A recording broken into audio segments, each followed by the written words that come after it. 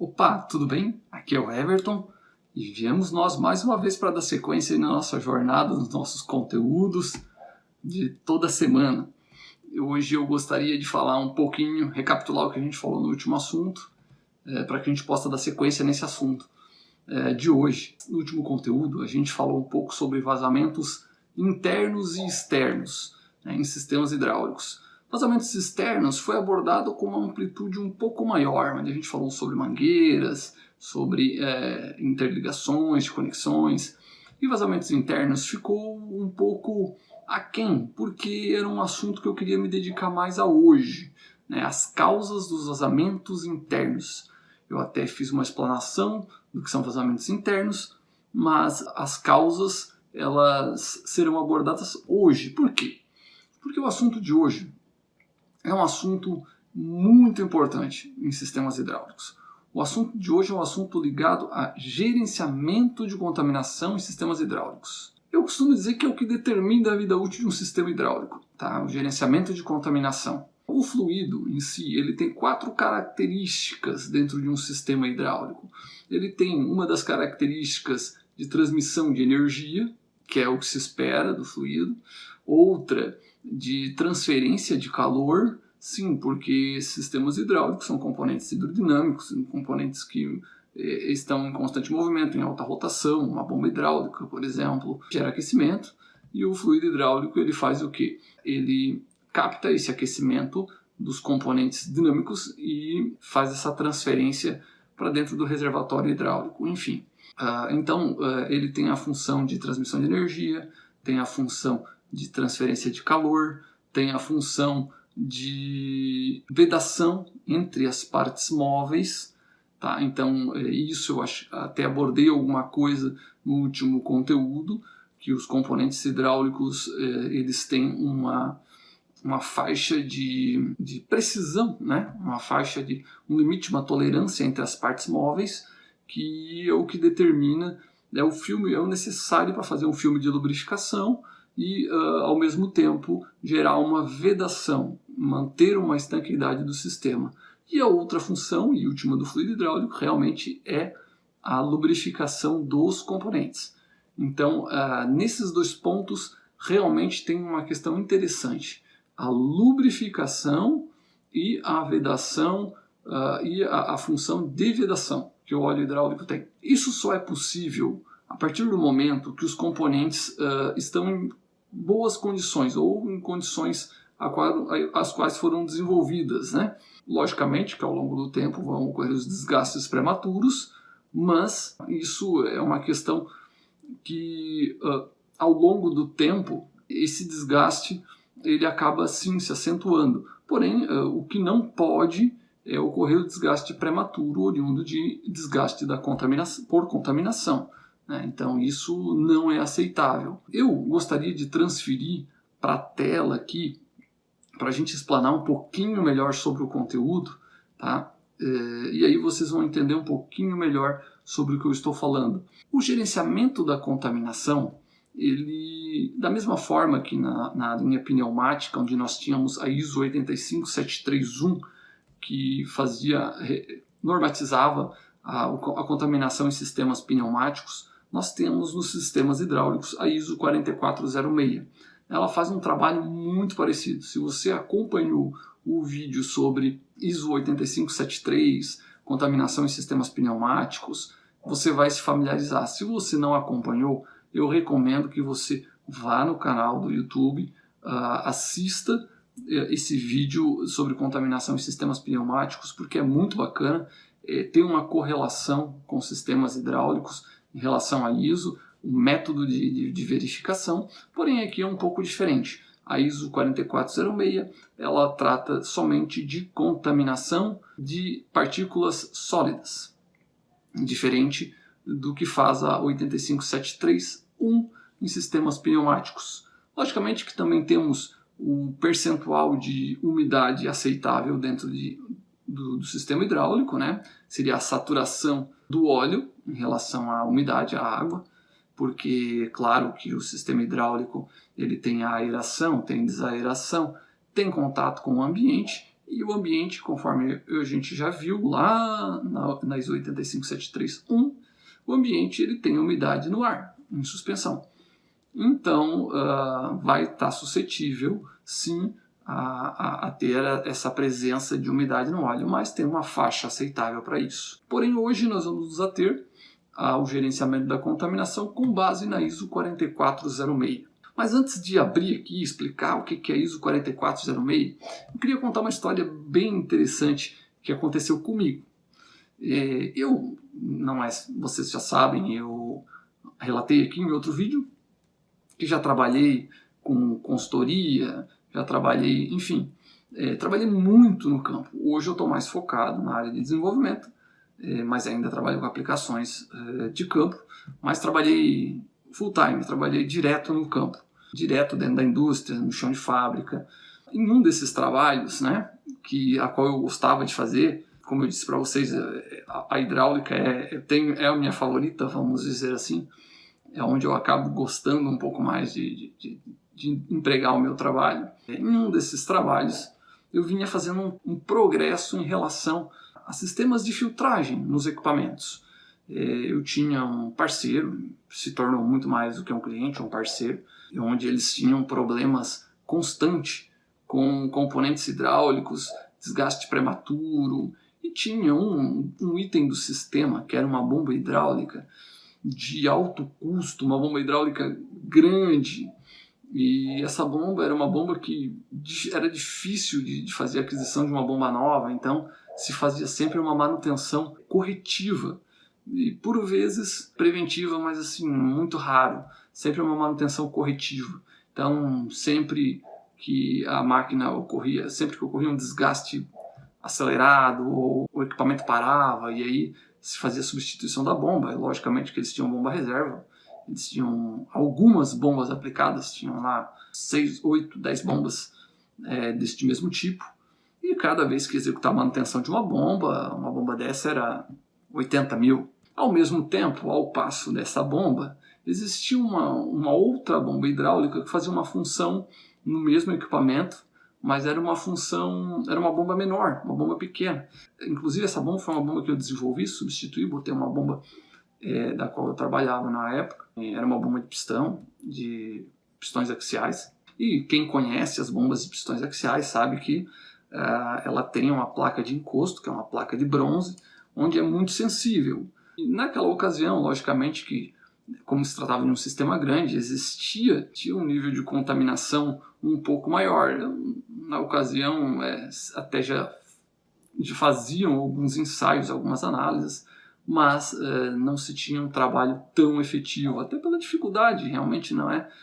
Parece ser fácil, mas não é tão fácil de se executar, principalmente quando você depende de parceiros, quando você depende de uma série de situações. Então, dando sequência naquela ocasião, eu gostava muito de trabalhar com um sistema de filtragem. Nós começamos a fazer um trabalho em cima disso e melhorar equipamentos, as partes de filtragem da máquina, melhorando sistemas offline, fornecendo equipamentos de filtragem, melhorando os filtros, condicionando melhor o equipamento. Enfim, e foi se investindo, e naquela ocasião eles tinham a consciência, então isso facilitou o trabalho também, né, e foi se investindo no equipamento, nas máquinas. Inclusive, num determinado momento foi questionado, poxa, mas por que aumentou agora o número de consumo de filtros? Por que aumentou agora essa aquisição, essa melhoria? Por que está havendo isso? Está aumentando o custo na aquisição aqui, tanto de novos filtros, tanto de elementos de reposição, elementos filtrantes, mas justamente porque os filtros estavam fazendo as funções a qual eles foram desenvolvidos, que era filtrar. Então, a partir do momento que os filtros estavam retendo essas contaminações, lógico, estavam saturando, havia necessidade de substituir esses filtros. Até que chegou um momento em que estabilizou isso. Isso foi só um período, estabilizou, baixou o nível de contaminação, então logicamente que normalizou, parou, o pessoal se acostumou com o consumo dos filtros, mas reduziu bastante, então entrou dentro de uma normalidade. E aí, por no outro lado da história, Eu comecei a perceber porque eu forneci, como eu falei para vocês, eu desenvolvi a bomba e eu fornecia aquela bomba em reposição e peças e executava a manutenção daquela bomba. A bomba menor, claro. E numa situação de avaliação, verificação de histórico, eu constatei que não estava mais recebendo aquela bomba para executar a manutenção, nem tinha fornecido mais bomba. E aí eu fui questionar o gerente, o coordenador de manutenção. Poxa, mas o que está acontecendo aqui? Eu venho, te atendo bem, enfim, faço um trabalho aqui, a gente desenvolve um trabalho de longa data, e aí, de repente, tu leva essa bomba para executar manutenção em outra empresa, ou tu está comprando de outro lugar. E aí foi onde ele virou para mim e disse, cara, o negócio é o seguinte, tu veio aqui, desenvolveu um sistemas de filtragem, fez todo um trabalho de gerenciamento de contaminação. Como é que tu quer que essa bomba gere reposição ou então que essa bomba danifique? Eu não mexi mais nessa bomba. Essa bomba não estragou mais. Então eu não estou comprando de lugar nenhum e eu não estou fazendo manutenção nessa bomba. Essa bomba aqui em específico, eu estou esquecendo dela. Eu tenho uma bomba reserva lá e eu estou monitorando ela, mas essa bomba eu esqueci. E as bombas grandes, a qual eu fazia manutenção corretiva e tinha um custo alto de investimento, eu também não estou mais fazendo manutenção corretiva. Eu estou simplesmente substituindo ela uma vez ao ano, na parada geral, como manutenção preventiva, e eu mando, enfim, para o fabricante dessa bomba para ele fazer apenas a revisão preventiva dela. E esse foi o resumo da história.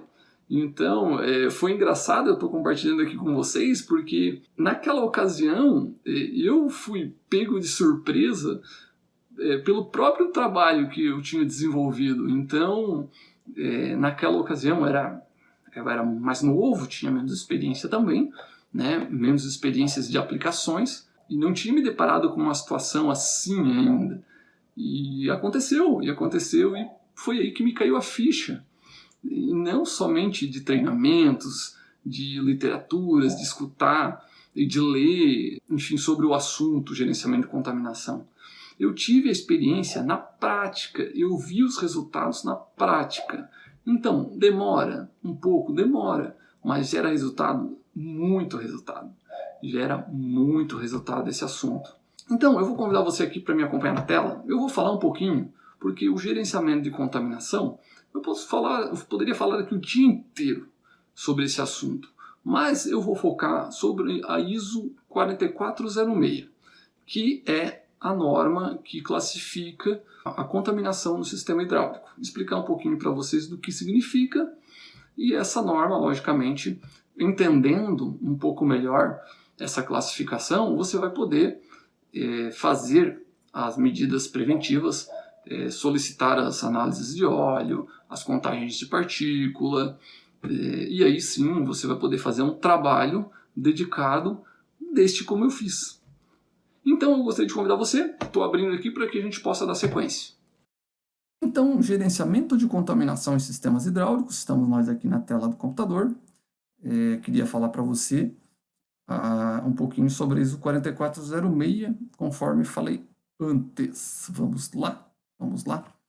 Antes, um dado interessante, a gente está sempre embasado em estudos, em conteúdo, né? Aqui uma informação bem bacana, que eu acho que eu não tinha passado para vocês ainda, onde fala que mais de 75% das falhas nos sistemas hidráulicos decorrem devido a fluidos hidráulicos contaminados. O resultado disso é o bloqueio de orifícios, travamentos de êmbolos, assim como o desgaste prematuro de partes internas, desgaste de vedações e etc. Conforme eu já tinha falado para vocês lá no outro conteúdo, agora que casou certinho o assunto, desgaste de vedações. Esse desgaste das vedações, por exemplo, das gachetas dos cilindros, mostrados lá no assunto anterior, ele causa o quê? Os vazamentos internos e automaticamente perda de produção e lucro que você vai perder. Desgaste prematuro das partes internas, este é o exemplo que eu falei para você das bombas, onde eu executava a manutenção de bombas e simplesmente parei de executar. Por quê? Porque parou de gerar problemas. Resolvi na causa, não gerou mais o problema de desgaste prematuro. Travamento de êmbolos é uma situação que também ocorre, sim, dentro da indústria, o êmbolo com desgaste. Esses êmbolos, tá, podem ser conhecidos também como spools, no caso de alguns fabricantes, mais chamados dessa forma pelos norte-americanos, ou carretéis, mais comuns aqui no Brasil, e os europeus, de produtos que vêm da Europa, fabricantes europeus, aliás. Então, o que ocorre aqui é um desgaste desses componentes e eles acabam levitando e também acabam, desta forma, operando com retardos e com até o ponto que ocorre o travamento desses spool carretéis êmbolos. O resultado disso é o bloqueio de orifícios, ok? Bloqueio de orifícios porque os componentes hidráulicos, na sua grande maioria, quando você começa a ter componentes maiores, são componentes pilotados, como válvulas hidráulicas direcionais pilotadas, como elementos lógicos, e geralmente essas pilotagens chegam a ter canais de 0,5, 0,3, 0,8 milímetros, são orifícios calibrados para uma melhor performance dos componentes. E quando você tem um bloqueio desse orifício, automaticamente você não vai fechar uma função, você não vai abrir uma função. E em situações mais graves, você não vai aliviar um sistema, por exemplo, que pode ocasionar um acidente. Esse número, esse percentual de falhas, ele é referenciado através de um trabalho realizado pelo BHRA, British Hydromechanics Research Association, onde o estudo apresenta os benefícios do controle de contaminação em sistemas hidráulicos. Aqui estão os dados de embasamento, conduzido pela BHRA. Durante 3 anos, eles investigaram 116 sistemas hidráulicos em 8 diferentes categorias de máquinas. E esse estudo chegou a essa conclusão que existe uma completa relação entre limpeza do fluido e vida útil da máquina. Então aqui, um dado muito importante, embasando o que eu estou falando, para não dizer que eu estou falando um assunto inventado. Então aqui existe um embasamento, estudo, existe literaturas para que você possa se informar, existe as experiências como essa que eu contei para você, eu posso enumerar muitas outras, eu tive muitas experiências depois disso, inclusive com contaminação, sistemas de contaminação com água, e até não vou entrar neste assunto especificamente aqui.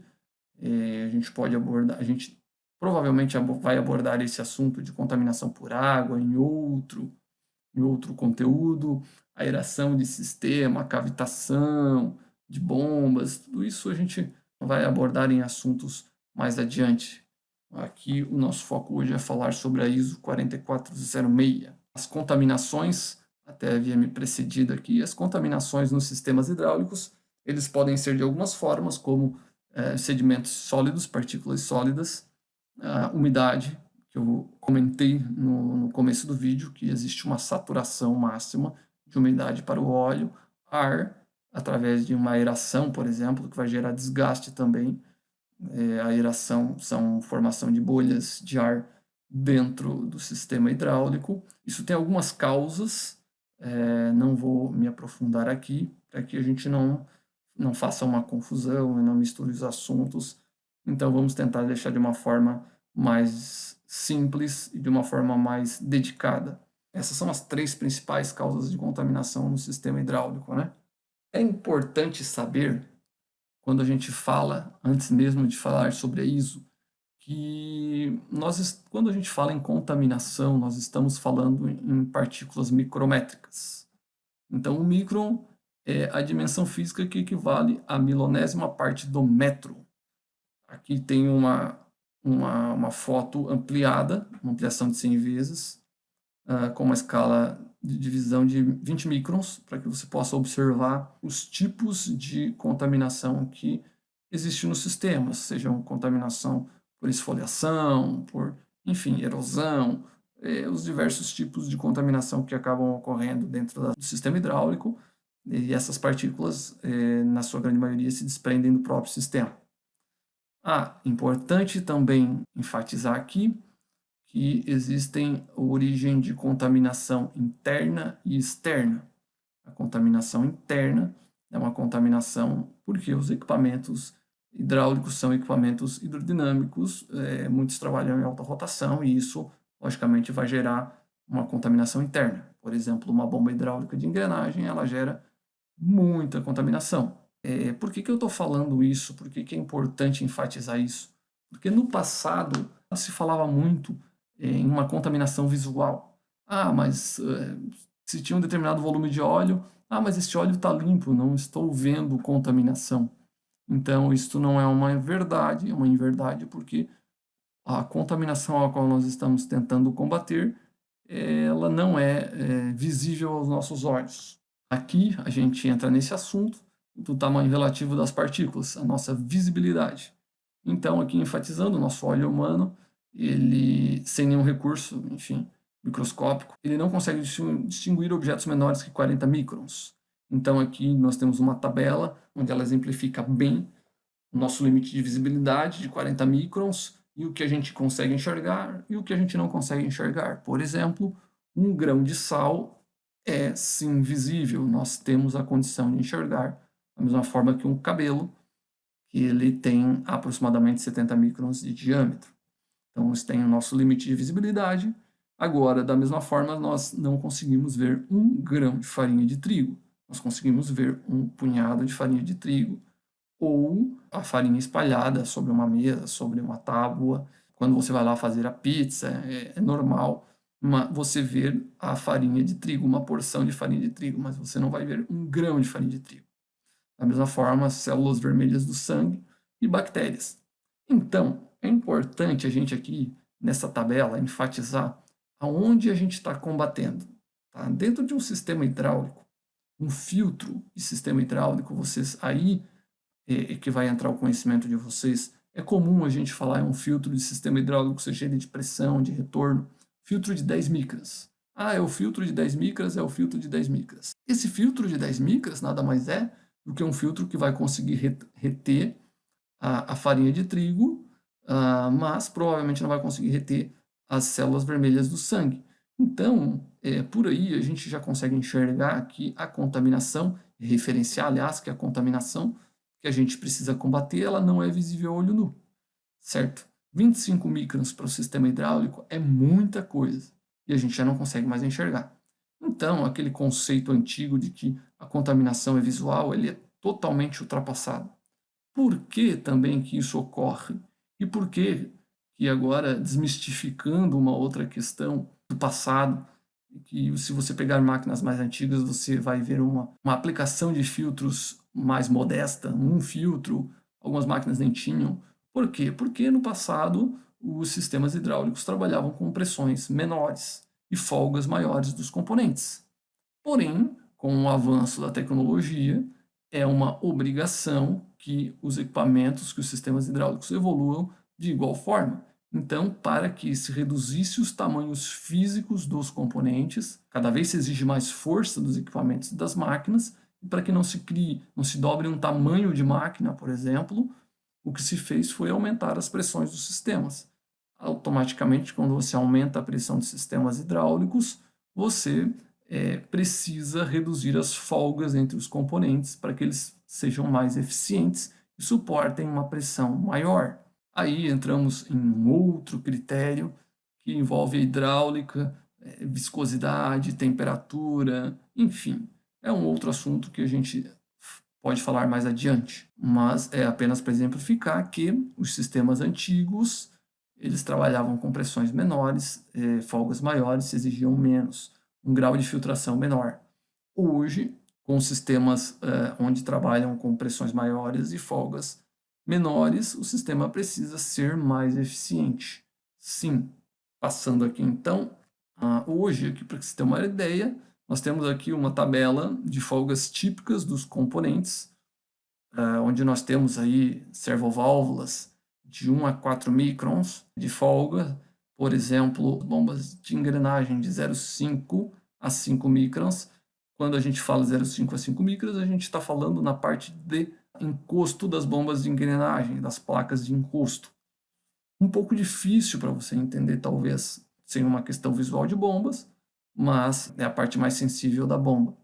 Atuadores demandam de, até mesmo por causa das vedações que eles têm, os atuadores com folgas de 50 a 250 microns. né? Então, nós trabalhamos com os equipamentos onde, quando nós falamos de folgas, nós sempre estamos mais ligados a bombas, válvulas, válvulas proporcionais, servoválvulas. São os equipamentos onde acabam sofrendo maior desgaste e são equipamentos onde a vedação é feita pelo próprio óleo, sem um auxílio de uma vedação elastômera, por exemplo, como uma gacheta, um anel O-ring.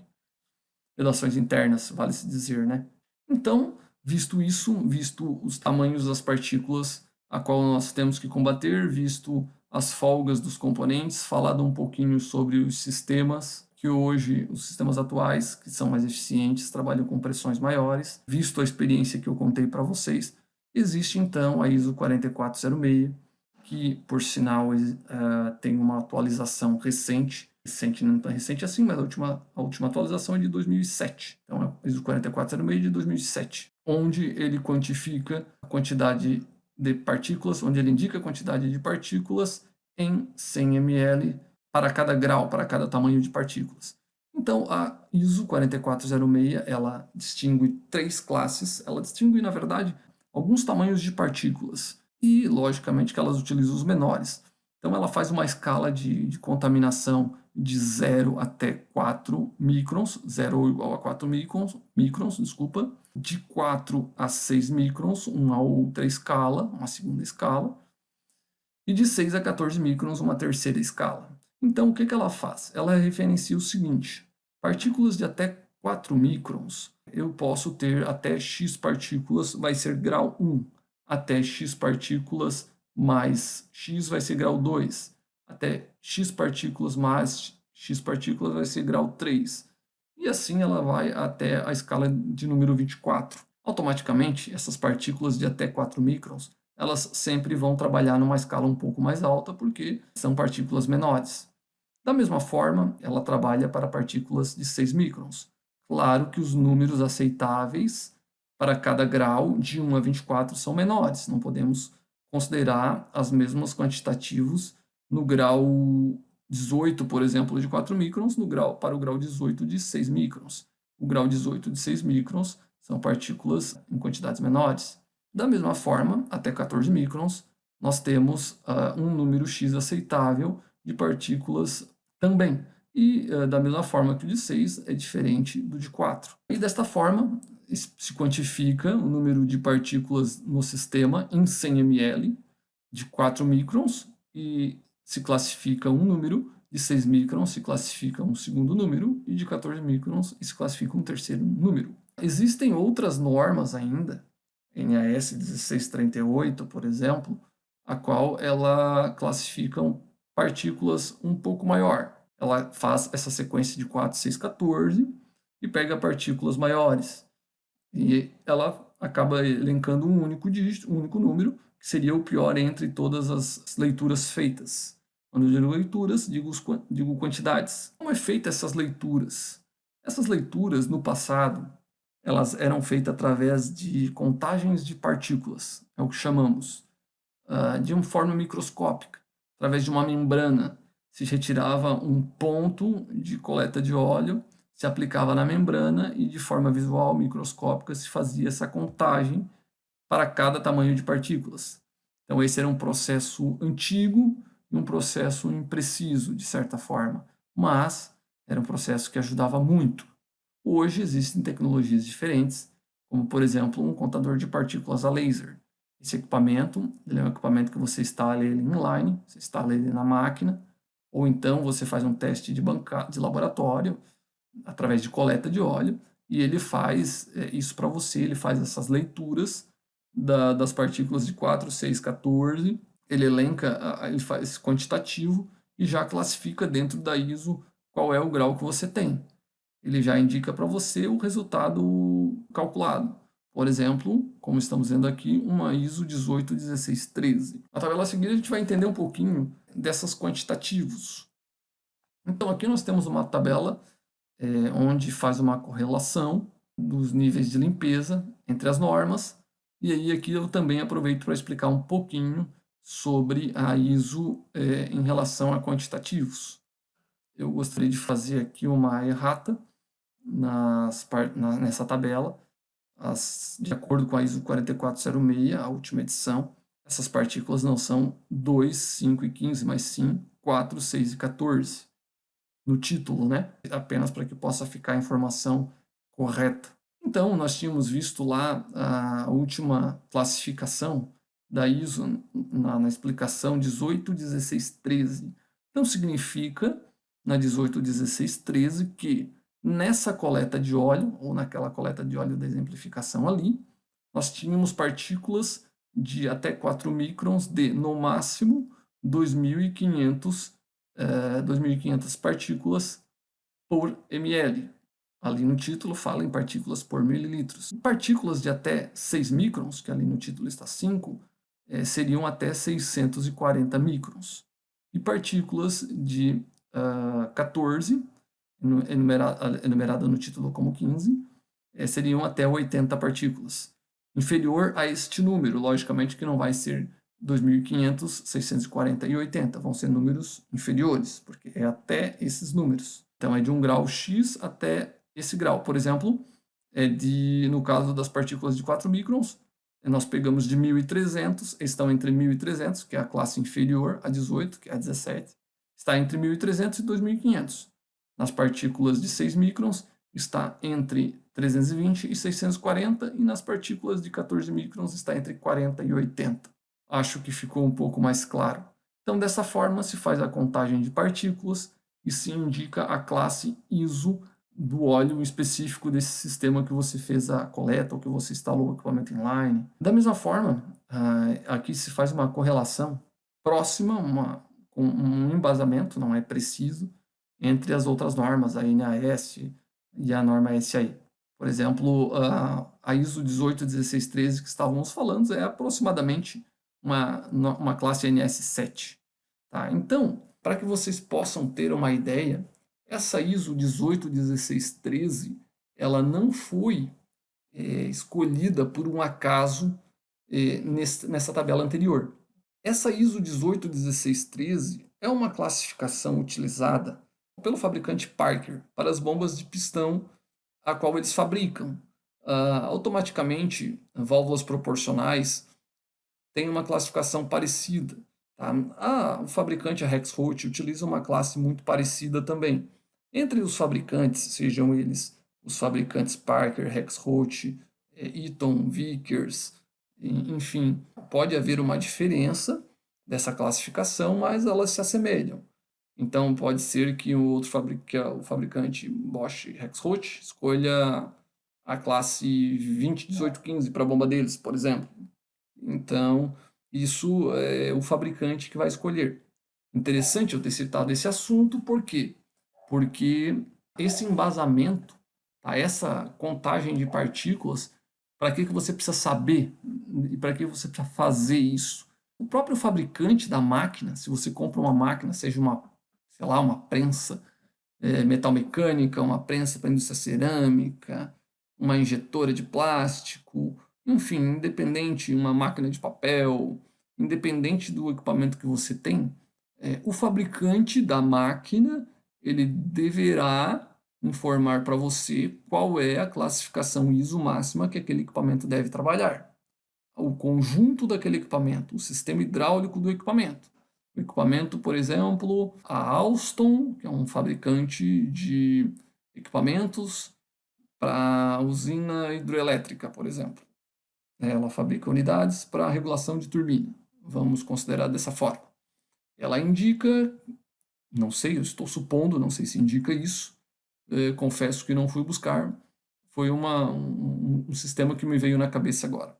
Ele indica que aquela unidade, aquele sistema hidráulico dela, para a abertura de uma comporta, ela precisa, ou para uma regulação de turbina, ele precisa trabalhar com uma ISO 18.16.13. Bom, então você já sabe a referência que você precisa trabalhar. Se você trabalhar com uma classificação acima dessa, por exemplo, vamos supor que você vai fazer uma análise e você está trabalhando você chegou a um resultado da ISO 22.20.17. É uma classificação bem acima. Você vai ter 1, 2, 3, 4, 5 classes acima da que foi indicada pelo fabricante. Então, você não tem argumentação para questionar o fabricante caso ocorra algum problema no sistema. Citando um outro exemplo aqui, se você compra um equipamento novo e por algum motivo esse equipamento está trabalhando acima da classe de contaminação indicada, normalmente o equipamento deve ser autossuficiente, mas se ele está trabalhando acima da classe indicada, é passível de você perder a garantia do equipamento. Claro que tem que ser verificado, como eu disse aqui antes, o equipamento ele deve ser autossuficiente, mas se ele está trabalhando acima é porque algum fator externo, teve algum fator determinante que fez com que essa classificação fosse um pouco maior do que o orientado pelo fabricante. Então, isso é passível de você perder garantia numa reposição, sem contar que você está gerando desgaste dos componentes e do sistema. Ele está trabalhando fora da especificação. Agora, vamos supor uma outra situação, onde, por exemplo, você, o fabricante Alstom, não indicou, porque aquele sistema hidráulico precisa trabalhar numa ISO 18163. Ele não indicou no manual da máquina. Como você pode fazer? Eu vou então especificar. Você pode pedir ajuda, se você não tiver o conhecimento técnico para isso, de um parceiro que atenda você, de uma empresa específica, de sistemas hidráulicos, um profissional competente da área, para elencar qual o componente mais sensível do sistema hidráulico, desse seu sistema hidráulico em específico. Por exemplo, vamos considerar que você tenha lá, então, uma válvula proporcional no seu sistema. Automaticamente, muito provável que esta válvula proporcional seja o componente mais sensível do sistema. Então, você vai adotar uma classificação ISO para o seu sistema com base nessa válvula proporcional. Ah, mas eu tenho uma bomba lá que não precisa dessa classificação ISO. Não importa, você tem um componente sensível. Aquela bomba ela vai trabalhar numa condição melhor do que o fabricante especificou. Mas você não consegue separar a bomba da válvula proporcional, pois ela está no mesmo sistema. Então, automaticamente, você pega o componente mais sensível e você vai adotar essa classificação como a classificação do seu sistema. Bom, também vale aqui uma consideração. Todo o fabricante de componente hidráulico especifica isso no catálogo, por isso que eu falei o componente mais sensível. E se você pegar uma válvula proporcional, uma servoválvula ou uma bomba, e você vai procurar no manual do fabricante, seja desses que eu comentei para você antes, Parker, Bosch Rexroth, Eaton Vickers, Ridac, qual for, você vai encontrar no manual da bomba, da válvula proporcional, da servoválvula, do cilindro e qualquer componente que seja o grau de contaminação ISO. Geralmente vai ter uma página ligada à filtração. Pode ser no começo ou no fim do manual do catálogo do componente, mas vai ter essa especificação, obrigatoriamente. Então é isso, você pode elencar desta forma. Mas como eu disse para você, você pode também solicitar um auxílio de um profissional capacitado para isso, de uma empresa parceira, para que elenque isso para você. Da mesma forma que você vai ter que fazer uma parceria com alguma empresa para que possa fazer essa análise do óleo para você. Possa executar essa contagem de partículas, por exemplo, que é um dos ensaios possíveis para o óleo hidráulico. A não ser que você tenha um sistema hidráulico, você tenha um volume de sistemas hidráulicos, uma quantidade de sistemas hidráulicos tal ponto que você consiga justificar a aquisição, montar um mini laboratório, comprar um equipamento contador de partículas, em virtude do investimento que esses equipamentos demandam. Realmente são equipamentos de custo alto e poucas empresas no Brasil conseguem fazer a aquisição de equipamentos deste. Conheço empresas que têm equipamentos deste, equipamentos até muito, mas não somente contadores de partículas, como equipamentos de alto custo para sistema hidráulico. Eu mesmo já trabalho e já forneci contadores de partícula para algumas empresas, mas geralmente são grandes usinas de geração de energia, enfim, que fazem a aquisição deste equipamento. Mas sim, é possível sim, você pode comprar o equipamento, ou então, se não justifica, você faz a parceria com uma empresa que execute essa contagem de partículas e faça esse trabalho para você. O que você não pode é ficar sem saber a sua real condição do sistema hidráulico hoje, porque você está passivo, por exemplo, a uma reposição de um componente e você não ter garantia disso. Isso eu posso afirmar para você. Sendo bem objetivo, Por exemplo, você substituiu, a partir do momento que você substituiu uma bomba, e essa bomba ela tem um desgaste de 2 a 3 meses. Vamos citar um prazo que esteja dentro da garantia, sua garantia de 6 meses. A primeira coisa que vai ser feita é ser feita uma análise, que vai ser solicitado para você, ou se o fabricante for, ou a empresa que ele forneceu for até você, a primeira coisa a ser feita é uma coleta do óleo e uma análise e contagem de partículas. Contagem de partículas, entre outros tipos de ensaios também, né? Para se analisar se a bomba estava trabalhando em condições de projeto, em condições a qual ela foi concebida para trabalhar. Se a bomba estiver trabalhando sob contaminação, automaticamente você não vai ganhar garantia dessa bomba. Então, este é um dos pontos X a ser verificado. Então, é muito mais barato e muito melhor você executar uma análise de óleo, você trabalhar, aí você começa a mudar o patamar, você trabalha com manutenção preditiva, você trabalha com preventiva, preditiva, depende do que você vai, do nível de monitoramento que você tem, e você deixa de trabalhar com manutenção corretiva. Que foi o caso que eu falei lá para você, dessa empresa, desse parceiro que eu tinha, ao qual eu fiz um trabalho. Então, sai muito mais barato para você. Aqui tem um contador de partículas, até me antecipei e falei para você. O contador de partículas é o que faz, aqui tem uma imagem de um modelo, é o que faz a contagem e já classifica de acordo com a ISO. Hoje faz essa conversão, essa leitura a laser e já entrega para você um resultado de acordo com a ISO 4406 e NS 1638. Então, é muito preciso, equipamento calibrado, o equipamento se calibrado anualmente, como deve ser. Os equipamentos, são poucos equipamentos, são poucos fabricantes no mundo que tem esse equipamento, mas se esses equipamentos são calibrados mundialmente, anualmente, desculpa, você tem a garantia de que você está você está tendo um resultado preciso.